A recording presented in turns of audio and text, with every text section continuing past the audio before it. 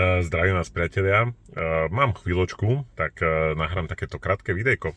Celkom pravidelne teda chodím okolo jedného billboardu, kde je odfotený nejaký pán od chrbta so stýčenou ľavou rukou Včko ukazuje a pod tým je nápis Nemôžu mať všetko. Progresívne Slovensko. Včera som bol na stretnutí s pánom primátorom Valom v Podunajských Biskupiciach a spomenul som si na tento billboard. Nemôžu mať všetko. Oni, myslím tým komunistov z progresívneho Slovenska, majú všetko. Majú celú Bratislavu, majú mestské zastupiteľstvo, majú miestne zastupiteľstva, majú poslancov, buď presvedčených PSákov, alebo nepresvedčených, alebo ľudí, čo vôbec ani nevedia, čo robia. A potom to takto vyzerá. Mesto zvyšuje dane ľuďom, investície typu zasadená výsadba na Popradskej ulici pred 2 rokmi, pomerne drahá výsadba, pretože sa menilo komplet aj podložie, veľmi kvalitne spravená, po 2 rokoch celá rozkopaná a výmena trakčného vedenia. Včera na stretnutí pani viceprimátorka nám mi povedala, že pani viceprimátorka Kratochvíľová povedala, že mesto nevedelo o tejto investícii, ako o strategickej investícii nevedelo 2 roky dopredu. Dobre, OK, beriem to, ale pán primátor povedal, že mesto nemôže vedieť o všetkých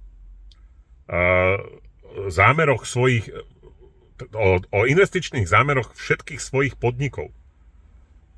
Takže sa priznal, že mesto nevie alebo nedokáže riadiť svoje podniky a cez to všetko zase sťahuje na seba nový inštitút, alebo jak to nazvať, nový podnik, ktorý sa stará o verejné osvetlenie. To je ináč tiež ďalšia zaujímavá téma, pretože sa chválili tým, jak menia osvetlenie za moderné LED osvetlenia, ktoré majú znížený odber elektrického prúdu. Zabudli sa nepochváliť alebo pochváliť tým, že zabudli na nevyhovujúce trakčné vedenie, ktoré sa rozpadá, ktoré má XY rokov. A napríklad v Podunajských Biskupiciach nám vypadávajú kompletne celé uzle, napríklad ulica 1/63 od Kauflandu až po koniec Bratislavy nesvietila, myslím, že 3 týždne to bolo. 3 týždne hlavný ťah von z Bratislavy, veľmi nebezpečná cesta, lebo tam, keď ide chodec, nevidíte ho. Ďalšia ulica, napríklad Geologická, nám vypadla na pár týždňov. Takisto v Biskupiciach máme XY takýchto svetel, ktoré nám vypadávajú. To už nepovedali, len sa pochválili, že ak to zobrali do vlastnej réžii a teraz to manažujú a manažujú to tak dobre, že sa tu mení všetko to vedenie. Ľudia, treba začať sa pýtať, treba začať kalkulovať, spočítavať a vypadnú vám také neuveriteľné čísla, že možno sa aj tí, ktorí sa tešia teraz z tej napríklad výsadby kvetiniek, jak sa tá Bratislava mení, a že sa vysadia kvetinky za 1000, ale vyberú sa 100 000, že tie peniaze tu lietajú hore dole, plýtva sa tu, strácajú sa peniaze, nikoho to netrapí, dávajú sa odmeny svojim ľuďom, samozrejme, svojim firmám.